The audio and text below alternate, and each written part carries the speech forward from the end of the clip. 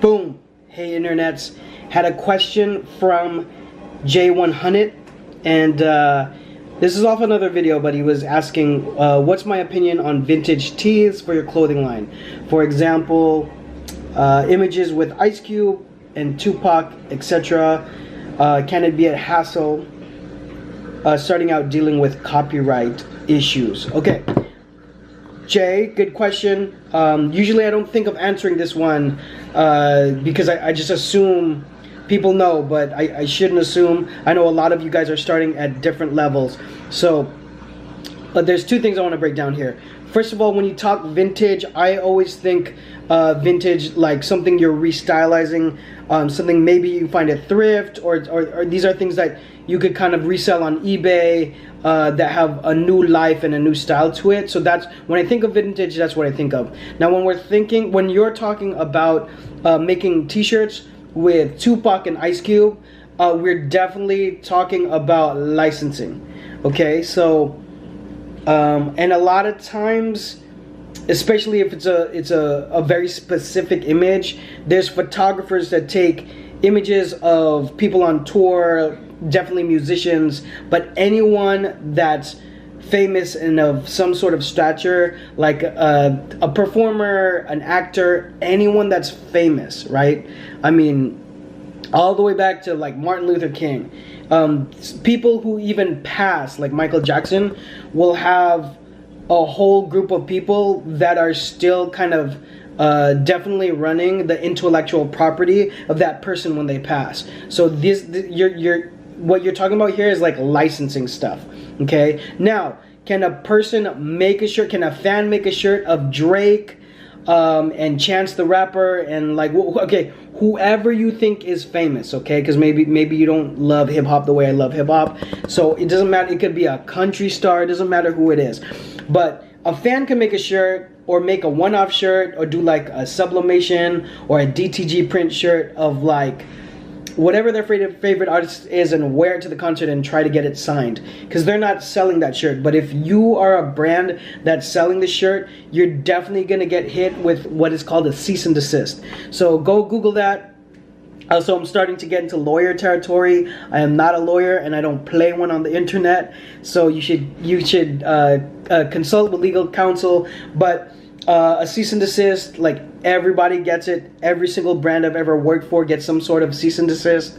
I talk about Boulevard getting a cease and desist from Off-White just for using their stripe pattern. It wasn't a main usage in a design, but they were hitting everybody up with cease and desist for using any kind of stripe pattern. So depending on what people can trademark, not only just the image of like Tupac and Biggie and Ice Cube, all of those can be trademarked. So anything that could be trademarked, any intellectual property that can be protected, they can go after you for it. So but you've seen tons of clothing lines use those kind of images, use Scarface and everything in it, so you can do it.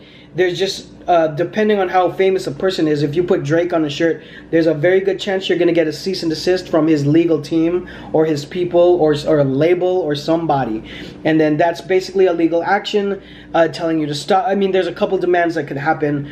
They can demand you to stop using it. They can typically they'll have pictures of the usage of it in a shop, in other retail, so they have proof that you have it in commerce, so they can demand that you give them the proceeds of the profit you've made on that garment. And I'm going way too deep into details. So this is kind of J100. This is what you're talking about when you're talking about getting into, you know, muddy waters basically with it. So do people do it? Yes. Am I telling you to do it? No, not necessarily. People do it, and sometimes they'll just stop when they get the cease and desist, to be honest, and they'll cut their losses there just because it's such a dope graphic, or they know it's in trend, so they're gonna sell like thousands of them before they get hit with the cease and desist. And that's just being honest. That's what a lot of people do. So I mean, it can help get a brand off the ground, but typically I hate whenever there can be anything in a legal process.